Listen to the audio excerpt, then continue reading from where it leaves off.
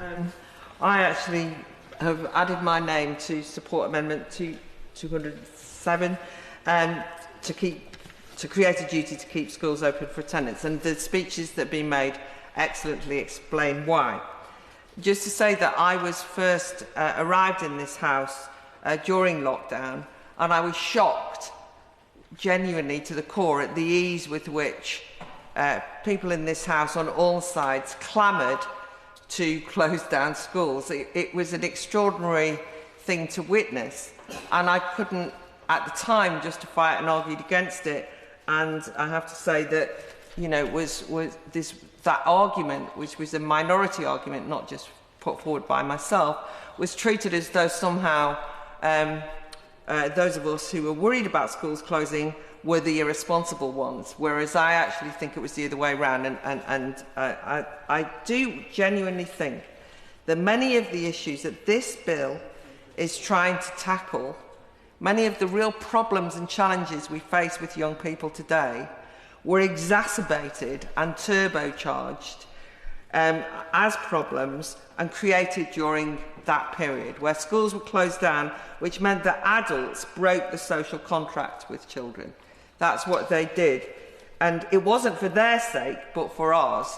And it was also against all the evidence. So I'm very keen to hear the noble lady, the Minister's response to this, even if it's not tested in a division in the House. I do think that this is going to be a huge, important lesson for us to learn.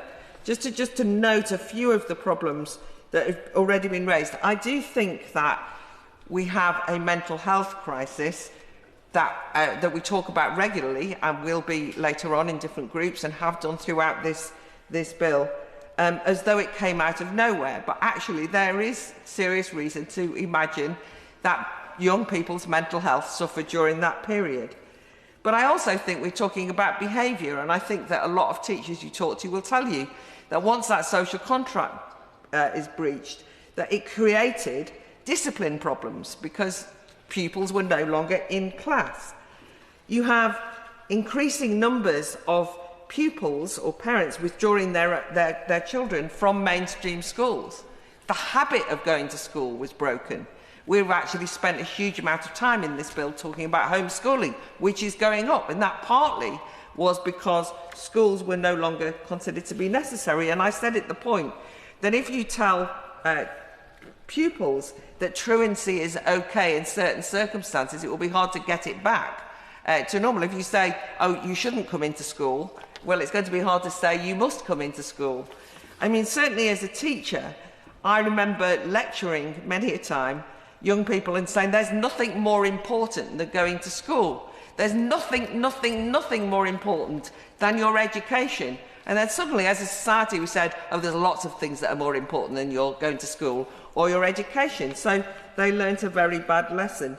I think as well, we're about to go on to talk about the problems of smartphones. What did we do when we sent all those young people home? First of all, we told them to look at screens to get lessons. A lot of the time, we didn't even bother supplying the lessons on the screens.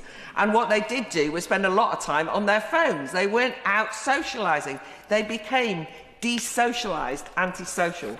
And the final thing that I just think is why we have to remember why this is so important is I think a cohort of young citizens were told that if there's a problem, you stay at home, you withdraw. I think that we say to young people that if you feel ill, you aren't up to coping with going out and being part of society.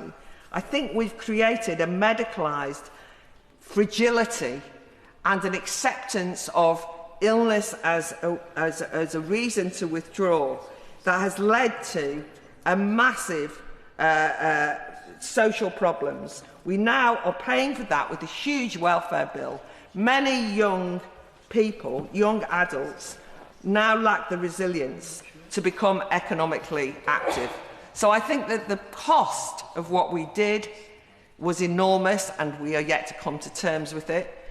This bill is trying to deal with a lot of the problems created by that period, and I do think that this amendment is therefore important in raising the possibility that we should not, as a default, close schools. The default should be that we don't. The default should be that we owe that to children, that they have their education and that the schools are kept open for attendance. And it has to be a very, very, very extremely good reason why you close schools, and that should be thought through absolutely deeply. Let me assure you, as somebody who was here when we were deciding it, it wasn't.